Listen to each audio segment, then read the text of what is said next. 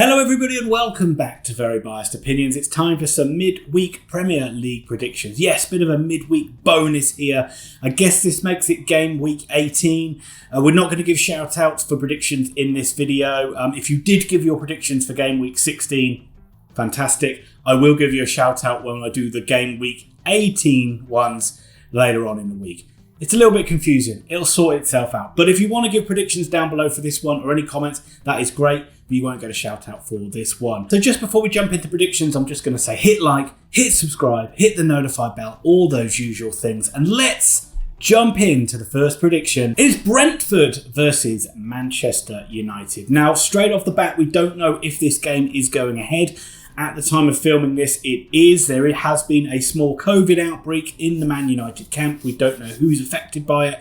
But as of this moment, the game is going ahead. And what do we think in this one? Well, I think this one's going to be a tricky game for Man U.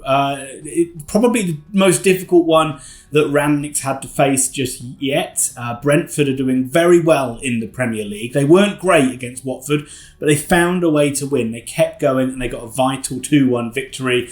I think the two players up front, now they're missing Tony, but I think Wissa and Mbuemo will cause this Man United defence problems because of Man United's now pressing game. They're higher up the pitch, and I think that'll give those Brentford players more opportunity to run in behind. And Man United will be hoping that De Gea keeps his amazing form because I think they might need him to pull off a few great saves in this one. The Brentford Community Stadium usually, well, this season has told you that the stadium comes alive when the big boys are in town, and it's helped them get results against Arsenal and against teams like Liverpool. So can they get another prize scalp in this one?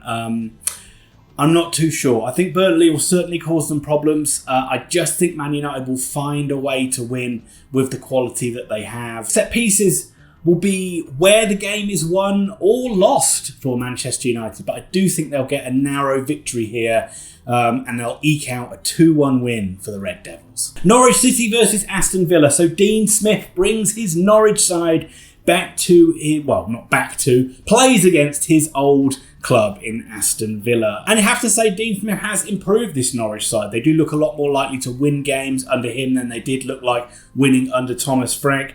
I do like Josh Sargent. He has not got the end product yet, but I like his all-round game. And I think he does add a lot of threat and a lot of quality to this Norwich side. And I also think Pukki and I think Gilmore will cause this Villa side problems because they were good against Man U. They were just a little bit unlucky and they gave away a stupid penalty and they couldn't get past De Gea.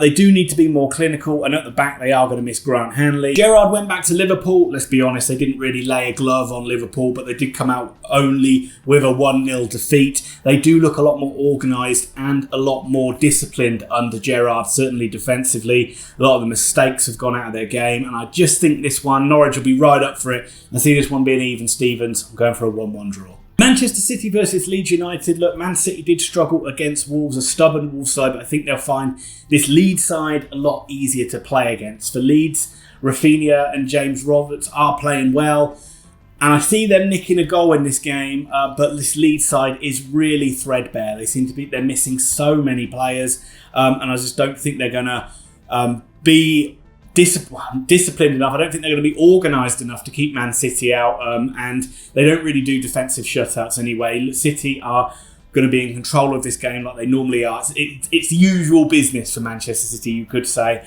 and eventually the pressure will tell on this Leeds side, and I think it's going to be a 3-1 victory for Man City. Brighton and Hove Albion versus Wolverhampton Wanderers. You don't have to be a genius to work out that I'm going for a draw in this one. In fact, I'm going to go for a 0-0 draw. I just think it's going to be a tight game and they cancel each other out. Wolves 0 just seems to be a score that goes along with them lately. They just seem to really struggle to score goals, but they don't let that many in.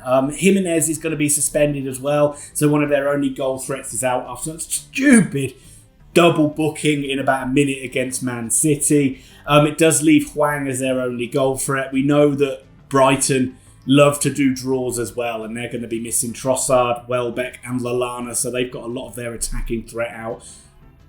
Two sides evenly matched. No goals, I'm afraid. 0-0. Burnley versus Watford. Well, it's draws galore in the Premier League, isn't it, this midweek round? I'm going for another one here in 1-1.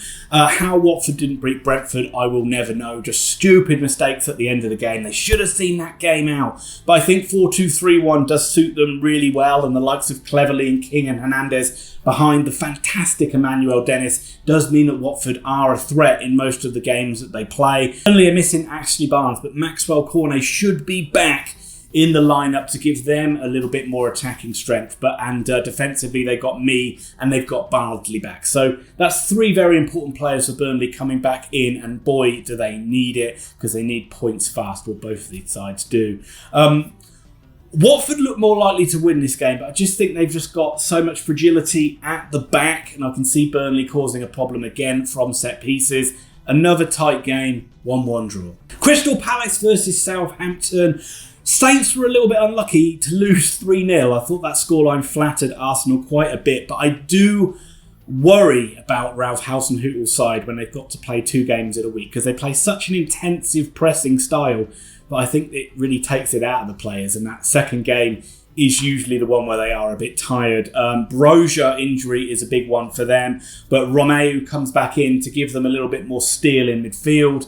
But I fancy Palace to get 2 wins out of 2 here. They were excellent in their victory over Everton. Conor Gallagher with 2 great goals, the second one especially. And I think he's going to lead the line really well for them. And along with the likes of Edouard and Zaha, I think it's a Palace side that got a bit of their mojo back in front of a raucous Selhurst Park. I think they're going to get a 2-0 win here for the Eagles. Arsenal versus West Ham United. A big game here, a big London derby, and a big battle for those European places, even though we're only not even at the halfway point of the season yet.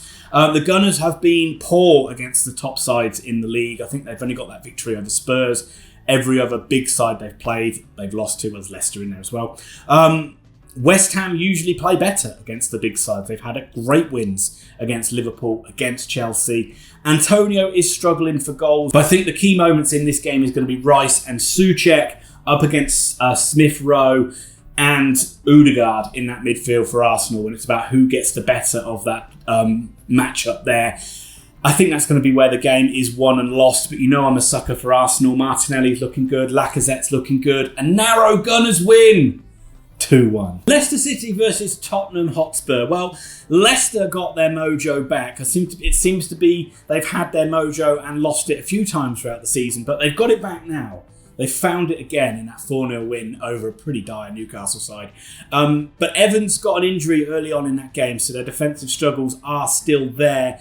And I think they'll be more tested against this Spurs side than they were against Newcastle. I think it's a case of 2 sides that look pretty good going forward, pretty poor at the back. You don't know who's going to be available for Tottenham after their recent COVID outbreak. And I think the likes of Daka, and I'm sure Vardy will come back in for this game, will cause that Spurs dispense a lot of problems. Again, there's matchups in midfield. Højbjerg and Skip will have to try and stop Tielemans and Maddison. But as I said, it's two good offensive sides, 2 poor defensive sides. I'm going for an exciting 2-2 draw. Chelsea versus Everton. Look, there's only going to be one winner here in the Battle of the Blues, because Everton are so poor. You have to think Chelsea will find it a lot easier than they did against Leeds United anyway. Mount playing higher up the pitch is a good choice, and I hope they continue with that.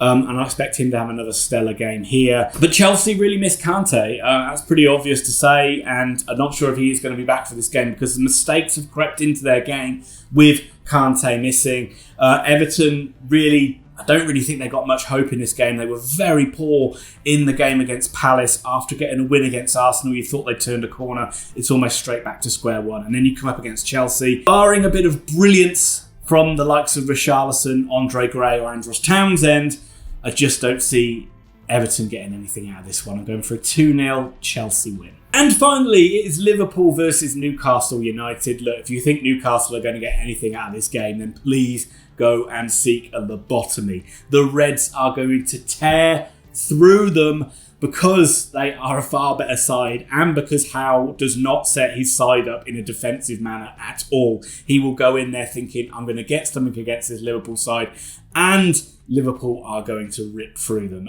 You know the usual candidates that are going to score for Liverpool, and you have to say Newcastle, it's going to be all about staying in touch until they get to the end of January, until we can see what players they brought in the transfer window. But this is going to be a bit of a pasting for them, and it's going to be a lot of pressure already on Eddie Howe. If you've got a few spare quid in your pocket and want to give yourself a Christmas bonus, I'll put some money on Salah getting a hat-trick here, because I think that this Newcastle defence is about as solid as a soaking wet piece of tissue paper, and I think it's a huge win for the Reds.